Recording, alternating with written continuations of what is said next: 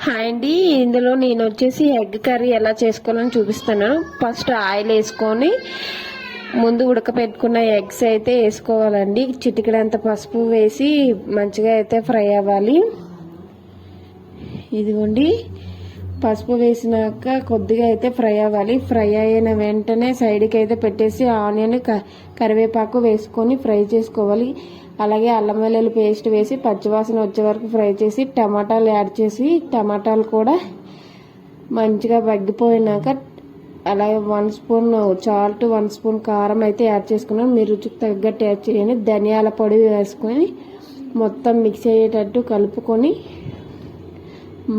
బాగా మగ్గిపోయినాక ముందు ఫ్రై చేసుకున్న ఎగ్స్ అయితే యాడ్ చేసేసి అందులోకి అయితే కాస్త వాటర్ వేసేయండి. వాటర్ వేసి ఇలా ఉడుకుతున్నప్పుడే కాస్త గరం మసాలా అయితే యాడ్ చేసి మళ్ళీ మూత పెట్టి కాసేపు మగ్గినాక కొత్తిమీర వేసుకోండి.